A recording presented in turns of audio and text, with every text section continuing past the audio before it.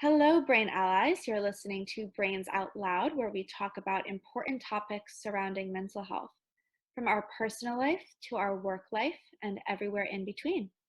Our goal is that through these conversations, we can help others prioritize mental health on an equivalent level to physical health. Today, we are here with Lauren McMeikan, who is a psychotherapist, a mental health advocate, and the brilliance behind the Instagram account Obsessive Mind.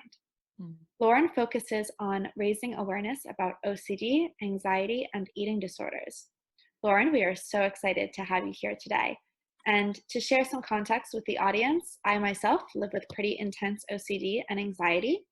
So I am happy to be here and to learn from Lauren today and to discuss this topic. Lauren, thank you so much for joining us. Thank you so much for that lovely introduction as well. And I'm just thrilled to be here and always love an opportunity to talk to somebody else who struggles with OCD and also to raise awareness. So we were talking just before we started recording about how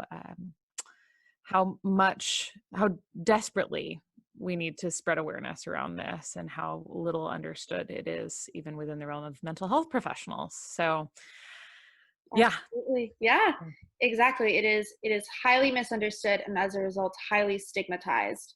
Mhm. So I think that's definitely part of the problem. Can Yeah. you tell our audience a little bit more about your background and why you started working in this space?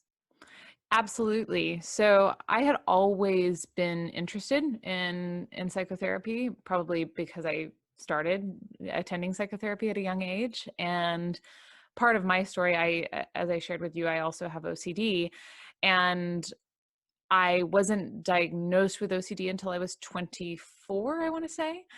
And so anyway, all of that to say, in the interim between about the ages of 7 and 24, I went through a lot of different therapies and attempts to support my mental health and well-being.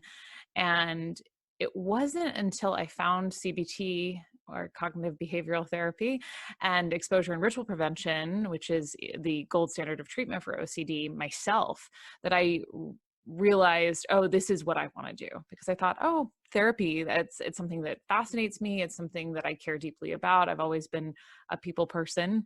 And but it wasn't until I actually had the experience of walking through that kind of therapy, and that really changed my life in so many respects, that I thought, this is what I want to do. I want to share this with other people and hopefully help other people to live more full and meaningful lives, even with anxiety disorders or disorders of other varieties as well. Yeah. Wow, that's amazing. And an amazing, personal element that you brought to it, living with OCD yourself and experiencing CBT and how that helped you excel and cope is really special. And I think that it's really unique to have people that are working within this space who also understand it so highly from a personal experience. I think in some aspect, we all suffer from our own mental health issues and people have different variations of it, but to work in OCDs and specializing it and also have that history, I'm sure brings a unique perspective to the table. Yeah. Um, so I have a question for you. Yes, please. Is OCD something that is genetic and we're born with, or is it something that can develop over time? So it's a great question, and it's also a nuanced, well, it's a question with a nuanced answer anyway. I think there is certainly a genetic component. There's plenty of research suggesting that first degree relatives of people with OCD are more likely to have it, and twin studies and all that good stuff. But there's also an environmental component, as with any form of mental illness. And I really think so within the biopsychosocial model of disorders that we talk about within the realm of therapy, there is this analogy. I think it's called I think it's part of the diathesis stress model. I could be wrong. But the idea is that essentially we're all like guns, and we have a certain genetic predisposition, and that affects the trigger, right? So we're either on a hairpin trigger, or it's going to take a sledgehammer to push that trigger to get to fire. But then we have environment, right? And environment can be just fine and very easygoing, and or it can be very, very challenging for some. And whether that's the home that you grow up in or the societal factors in which you find yourself mired, that this can either exacerbate or bring to fruition a natural predisposition that's already there that was probably going to be expressed anyway. Okay. Or on the other hand, it can be something that is so impactful that it sort of generates something that was unlikely to express itself. If that sort of, Interesting. yeah. Yeah, that absolutely answers my question. Can you, in your own words or in medical terms, whichever you prefer, describe to the audience what OCD actually is? Because I think a lot of people have misconceptions about OCD, and so I would love to clarify for our audience. Yeah. So OCD is a disorder that is diagnosed when people suffer with either obsessions or compulsions. Most people suffer from both with the disorder. And so, in terms of what obsessions and compulsions are, though, because I think that there's a fair amount of misunderstanding about those, obsessions are actually intrusive thoughts, images, urges, feelings that a person experiences that are unwanted and unpleasant and that cause distress. And compulsions are behaviors that people do to try to eradicate the stress or the discomfort, or that are basically rigid in the way that they must be applied in order to alleviate a discomfort. And so sometimes that looks like it can even look like discomfort in the sense of like an ickiness feeling, right? So we think of traditional compulsions like hand washing, and sometimes that's not in response to a fear or to anxiety. Sometimes that's in response to a general discomfort and the sense that, oh gosh, if I don't do something about it now, I'll just feel uncomfortable ongoing. But and sometimes it's about just right, the sense that it has to feel a certain way in order to click so that you can move on with your life.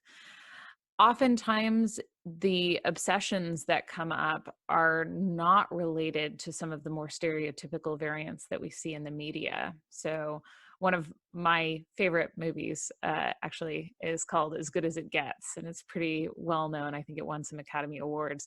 And there's the lead character, Melvin, has this very stereotypical expression of OCD with not walking on lines and washing hands and checking doors. And these are all things that we do see within the disorder.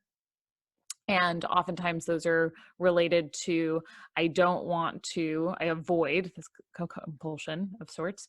I avoid stepping on cracks because I had the thought that if I step on a crack, I might, lead to a world catastrophe. So that's one obsession, right? Oh, if I do X, then this will happen. We call that magical thinking. And then there's the, oh my gosh, if I don't wash my hands perfectly, then I'll contaminate my home, and then maybe I'll get ill, or somebody that I love will get ill, especially prevalent these days with COVID. But I maybe something to earmark too is that having a fear of contaminating people with COVID is not the same as having a fear of contaminating people within the realm of OCD, although they're not mutually exclusive. And then door checking, of course, for fears around home invasion or harm befalling yourself or loved ones. But then there are all of these other different types of obsessions that really aren't talked about. And so we see people coming in who are afraid that they want to hurt somebody. What if I bludgeon my family to death? Right? What if I actually am not the person that I think I am? So this comes up in terms of sexual orientation OCD. So the fear that perhaps you are, say you identify as bisexual, and this is, I work with somebody like this right now. There's a fear that maybe I'm actually secretly gay or straight, and I can't just identify because I'm not fully in touch with myself. Or what if I'm secretly a pedophile? these are all of these thoughts that come in that people experience. And we talk about these forms, the lesser known forms, as pure O. It's total misnomer because there are still compulsions, but I think that that's the arena that needs probably the most attention in terms of spreading awareness. Yeah, that's really interesting. And I think the sexual orientation piece is something that really stuck out to me because, my co founder and I, we spoke with someone one time who made an OCD coloring book. Mm, And the OCD coloring book was amazing. And it had each page was intrusive images and words and scary things that you could color in and make beautiful and kind of play on. And but one of the pages said pedophile. mm, And so we got some negative reactions as we were demonstrating this coloring book to people saying, well, why would you promote that? mm. And we were saying, well, we're not promoting, of course, we're not promoting pedophilia. And in addition to that, the word pedophile in association with OCD is that people have sexually intrusive thoughts that they have no control over. And Right. and those can be very scary for them. And Terrifying. Yeah. terrifying. And it has nothing to do with what they actually want to do or what they actually plan on doing, Right.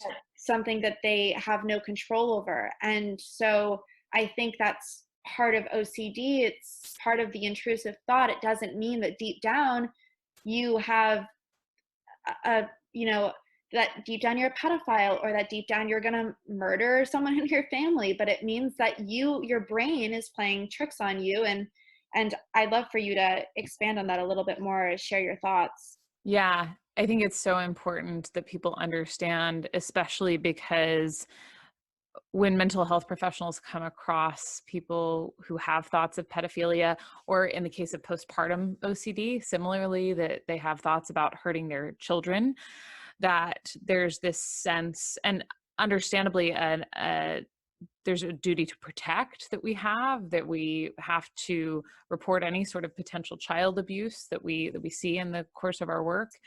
But the reality is that this is what we call ego dystonic. And it's a fancy word for not in keeping with what you actually want. It's upsetting. In fact, I can't count the number of people with P or pedophile OCD who have sat in my office weeping about the idea that what if I am this monster, right? Like, what if I want these things? And it's deeply, deeply distressing to them. And there is a difference between thoughts that come in that you do want, that are, actually exciting to you, which, there are people who are pedophiles, but this is something entirely different. Now, here's a tricky element, though, is oftentimes people with OCD, there's this idea of it feeling real, but it feels real, right? Like, I have this thought, I have this worry, and I understand that it's an intrusive thought, but what if it's not?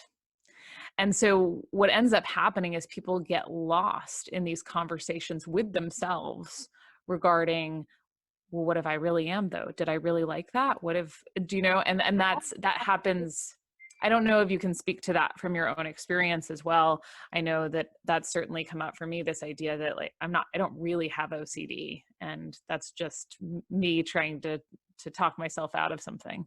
Yeah, well, I think that for the first 21 years of my life before I was diagnosed with OCD, that I lived in a very scary world in my head. And I think maybe it was less so getting diagnosed with the OCD that brought on those feelings of maybe I have OCD or maybe I don't, but I didn't even understand it. And I just thought I was crazy. I really Mm, thought I was crazy. And I thought that if I spoke about the intrusive thoughts that I was having, that people really would think that I was seriously disturbed. I mean, why am I mm, having thoughts about harming myself? Why am I having, fears that I'll hurt someone else? Why do I'm one of the stereotypical poster childs for OCD, like not stepping on cracks because I literally think that if I do, that someone in my family will die. Right. Um, and truly deeply believing that I have the power to control the world like that. Yeah. And the guilt that that feels, and wondering at what point in my life, what did I experience, when did I see this, why did I have this thought, and what's wrong with me. And I would say that actually getting diagnosed with OCD was one of the biggest reliefs of my entire life, because Mm. I didn't even know what it was. I misunderstood it similarly to everybody else. And or not everybody else, but to a lot of other people. And Yeah. to have the psychiatrist be like, you're not crazy. And you don't have the control or the ability to hurt anybody else with your mind and your thoughts. Like, you just have OCD, and there are ways to work through this. It was like this weight lifted off my chest, and I actually saw my symptoms of OCD getting less severe as soon as I understood that I had it, because I was able to cope through just telling myself that's an intrusive thought, that's not a reality. Yeah. Um, but there are parts and times in my life where my anxiety is super high strung, and or my depression is super deep, and it's like that realization goes out the window. You can't, the logic of that is no longer a tool.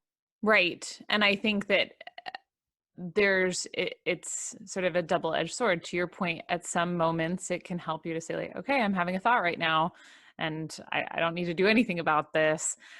But in moments, you can feel completely convinced by it.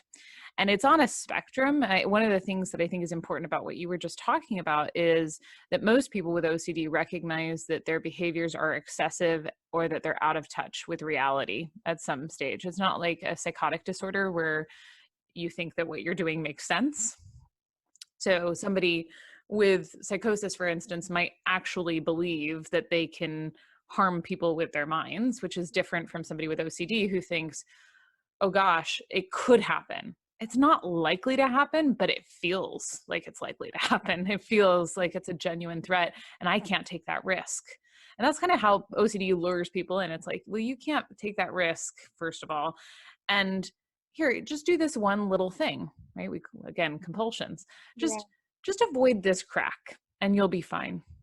And what ends up happening is that over time, you become increasingly reliant on these behaviors to feel okay. So it's almost like the solution becomes the problem Yeah. for people with OCD. Absolutely. And so, to my knowledge, the cycle of OCD typically begins with an intrusive thought, which Mhm. then turns into an anxiety about that thought, which then turns into an action, compulsion, or ritual, an attempt to soothe the anxiety about that thought, which then leads to temporary relief in some cases. That's right. And, and so, my question for you is, how do you decipher what's a healthy coping ritual or a task or something that is okay to be doing because it's going to soothe that thought, and something that is actually making a negative impact on your ability to carry out with your day to day life? It's a great question. I think, and one thing I do want to highlight as I'm answering it is what compulsions can look like, because they can look like so many different things. So, avoidance, for instance. If you don't particularly like heights and you don't want to go skydiving, that's not a problem, right? Because it doesn't directly interfere with your life, usually. I can't think of an example of where it would necessarily. Um, in terms of asking for reassurance, which is a compulsion that we see a fair amount, it's super normal to ask people in your life, if you're going through a life transition or you're coming upon something new, for reassurance of sorts. And in terms of, we talk about these checking compulsions or these behavioral compulsions that are overt that we can see. And people do go back to check that their straightening iron isn't still plugged in, and that's not inherently a problem. And likewise, this is a tricky realm, but we talk about mental behaviors. We talk about mental compulsions, and the tendency to reflect on things isn't inherently bad.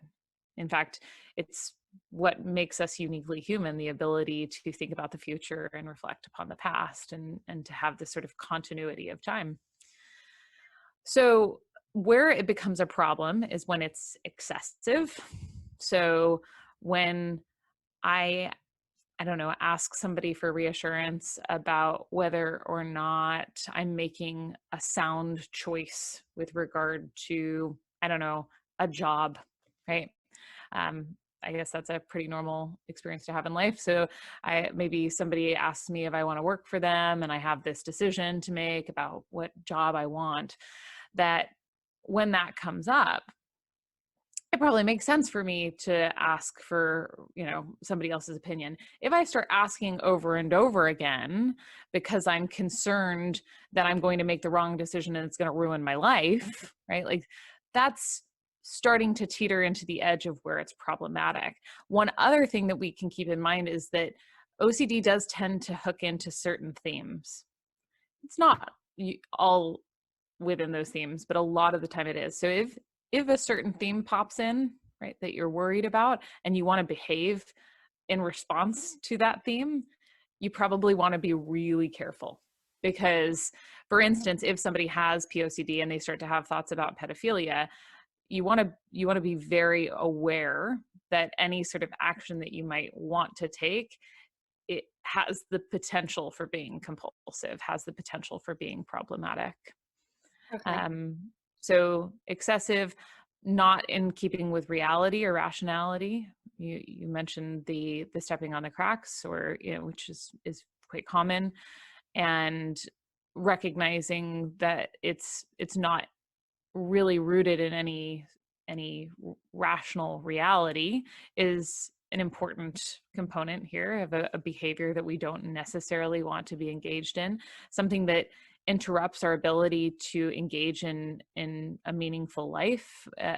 So all of a sudden we're making choices to do things that prevent us from showing up for our loved ones, or um, I don't know, going on trips, for instance. And there's a high amount of overlap with things like specific phobias. So people who have phobias of airplanes, right? Same thing, you're going to avoid compulsively. In that realm, we call them safety behaviors, but compulsions and safety behaviors are essentially the same thing.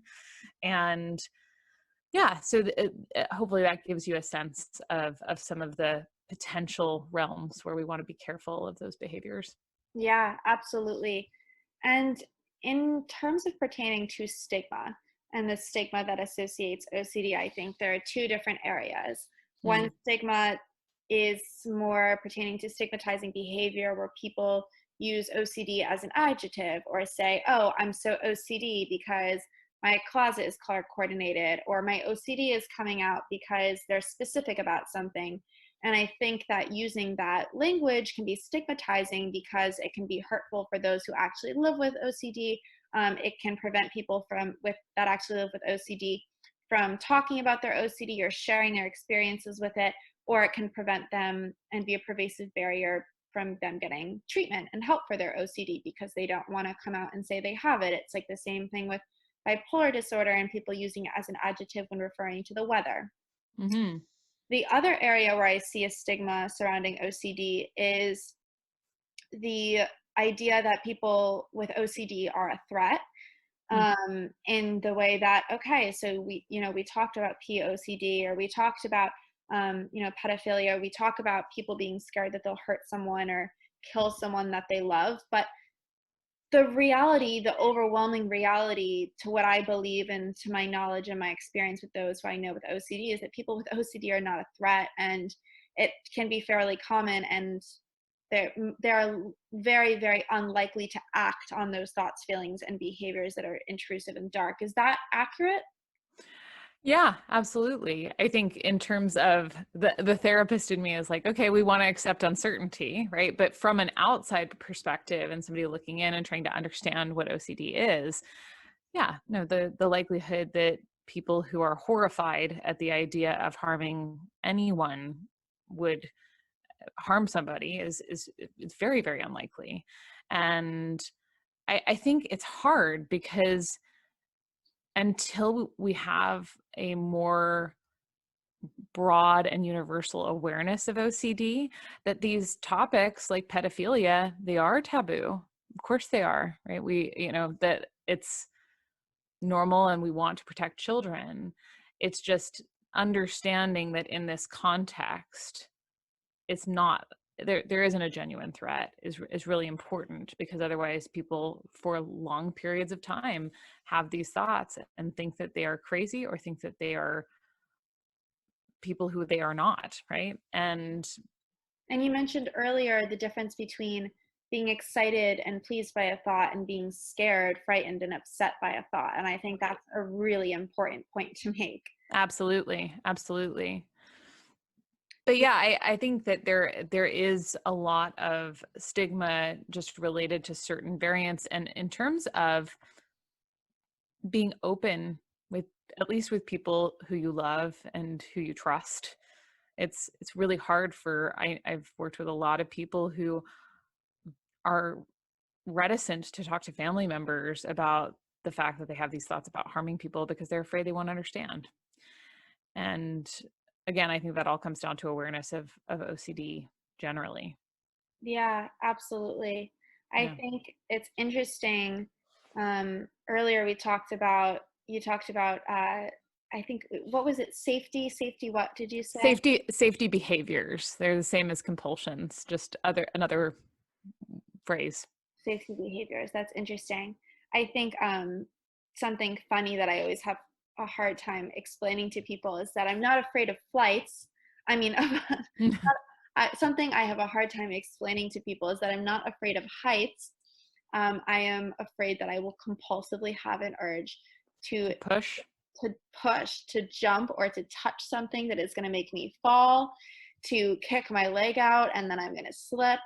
And so I think that it's interesting the different ways that OCD can kind of impact. It's like, I'm not afraid of heights. I'm not being afraid of going up high. Actually, I'm not even afraid of skydiving, but the fear of being in a situation in which I am not equipped to jump and having the compulsion in which I need to do something that causes me to jump, push, or fall is very alarming. Yeah, and having that potential, the potential for that urge to arise, and yeah, it is unnerving for people with certain variants of OCD. Yeah, exactly. And so, what are some healthy coping tools that people with OCD can have and can utilize? So at the end of the day, for most variants of OCD, what we're trying to do is to make space for uncertainty. So we look at OCD as an act, like an overactive guard dog, right? That it's sounding the alarm basically when there's very little to suggest that there's any danger. What we're trying to do is learn to live with the alarm bell going off without letting it interfere with our lives, learning how to feel anxious without doing anything about it because we can rationally see that it doesn't make sense to do so. And so insofar as things that I find to be very helpful in that realm, I think mindfulness plays a big role, and the ability to recognize the existence of thoughts and feelings without taking them as definitive signs or reacting to them in any sort of way. Sort of having that non-judgmental awareness is very, very helpful. I think meditation to that end can be very supportive, especially with some of the mental compulsions that people do, because it's very difficult to catch yourself ruminating. We do it all the time and it's invisible. It's not like there's this clear cut, oh right, I'm ruminating right now. And so you mentioned, for instance, with thoughts of self-harm, intrusive thoughts of self-harm, which are different from thoughts of self-harm, um, that when those come up, the tendency can be to go, well, do I really feel like killing myself? And how do I know? And am I depressed? Maybe is that feeling depression? The tendency to get lost in your mind and trying to figure out the is actually really supported. That having that awareness is really supported through a meditation practice, because meditation practice, at least focused attention meditation, is all predicated on finding an object, focusing on the object, noticing when your mind wanders, and then going like, oh, congratulations, well done for catching that, and then just inviting it back to the present moment. And then, of course, ERP is really important, although I don't think that those are mutually exclusive. Mindfulness and ERP have a lot of overlap. But learning how to run toward fear and say, okay, I'm going to feel these feelings on purpose. There's something really empowering about that for people, and it helps for individuals to not have their lives sort of sidelined by obsessive thoughts and feelings and worry feelings, anxiety. Yeah, that makes a lot of sense. Something that has been interesting for me Mm, is one of my coping tools is to knock on my stomach, and I do a small knocking pattern on my stomach. It's a 34-part knock that's broken into like four sequences of eight and mm, um, 32, and I it's interesting that the reason I do it yeah. is because um, I used to find myself experiencing and acting in compulsive ways that were taking up too much time in my day or that were impacting my ability to get places on time.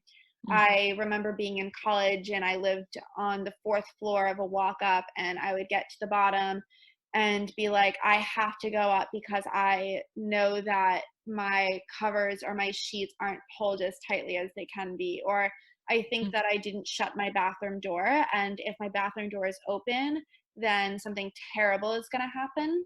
mm, And so it was just taking up too much time to be able to go back and fix these things and to obsess over them. And so I started doing this like knocking pattern, almost like knocking on wood, but I do it on my stomach and I do it a certain amount of times in a certain sequence. And I do it for every compulsive thought that I have. Every time I have an intrusive thought, I tell myself that if I knock, I'm going to undo that thought.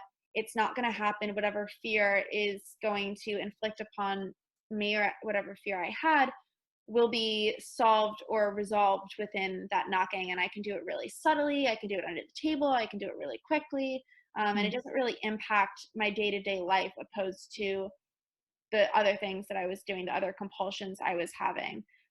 So for me, I think that that has been really helpful. And it's not like I would tell people, because in a way, it's still excessive, it's still mm. frequent, it's still something I'm thinking about, but it's a good substitute for what I was doing. Um, And I think that it's stepwise. You know, one of the things that we talk about in terms of treatment is delaying rituals or minimizing rituals. I think from my perspective clinically, ultimately the goal is to do away even with anything that says this thing is not going to happen, because ultimately we don't know what happens in life, and having these thoughts pop in doesn't give us any really useful information to that end. They're words that happen across our minds. And responding to those thoughts as though they are important in the absence of any rational evidence that they are sets a precedent that can be really damning for a lot of people. And so the ability to say, you know what, I don't know, I'm going to purposefully make the choice to tolerate not knowing. I'm going to say, yeah, maybe that thing does happen. And if so, I'll deal with it then. I think that's where ultimate freedom lives. wow, that is some really powerful perspective that I don't think anybody has ever given me before. Mm, In terms of how to cope with my OCD. It's interesting because I've been in therapy for a long time, mm, and I've never had anybody really help me with my OCD. I think it's been something more so that like I talk about the anxiety I'm having or things mm, going on in my life and the ways that it impacts me. But I haven't really learned coping tools and mm, mechanisms. And with that being said, I also talk about anxiety and depression and those types of things in therapy. So I haven't specifically focused on OCD as much as I'd like to, but I think that that's a really, really helpful tip. Um, Before we finish today, and I could talk to you about this forever. oh, uh, me too. I'm having so much fun. I know, me too. And it's been so nice, and it's always such a calming feeling to talk to someone who gets it and who relates. What would your advice be to someone who believes that they might have OCD or who has been recently diagnosed with OCD, who is feeling insecure, scared, or worried about that diagnosis, and as a result is avoiding seeking out help, treatment, or finding coping mechanisms because of it? Hmm. That's a really important question. And I think there are probably a fair amount of different answers to it ultimately. I think if the means are available to you, seeking out treatment can be so helpful. I know it was for me, and I hope it is for the people that I work with. Also, taking advantage of the community that exists. There is a massive community that exists online, in social media for sure, right? Like in the world of Instagram, there are a lot of us therapists and advocates who talk about personal experience and about ways to support well-being. There's also the International OCD Foundation, which has great resources, articles, and they have a conference. They actually have, I think they're planning to do two different conferences this year, an online and an in-person. So there's a tremendous amount of information available these days. So make use of that and know you're not alone, because if you're having that thought, the chances are somebody else has had that thought. I think one of the most shameful pieces of OCD in that realm of stigma is this idea that you're in this thing and it's just you and you're the crazy one. And all of a sudden, if you look around and you see that, a lot of people have these fears. And in fact, there's so much so that there are articles written about it. Well, maybe, just maybe, you don't have to feel quite so alone and quite so badly about yourself or the experience that you're having. Um, so yeah, I think that those are probably primary. Yeah, that is some really great insight and again, really powerful Mm, and something I can really relate to as well. Just not feeling alone in this and not feeling alone in my diagnosis and saying that it's something that I live with and not suffer from has mm. been really beneficial to me. And I'm just so thankful of your time today. And I hope Thank you. and I believe that this will hopefully help a lot of people and help educate those who don't live with it. So Mm. thank you so much. And again, for our listeners, um, Lauren has an Instagram account called Obsessive Mind. That's correct. The obsessive mind. Yeah. The, the Yeah. Obsessive Mind. And I Yep. highly recommend you follow it because that's how I Mm. found her and it's been really helpful for me. So thank you so much again, Thank Lauren. you. Yeah, no, it's my pleasure. And yeah, if anyone's interested in learning more, I have a website, The Obsessive Mind, that has links to some of the articles that I've written. I work for OCDLA, which also has a fair amount of resources on the website and articles. And Kelly Frankie and I, who's another therapist, do a pretty regular Instagram live on OCD, on different manifestations of OCD. So if you're looking for resources, there are so many of them out there. So glad to be here. Thank you for having me. Of course. Thanks so much.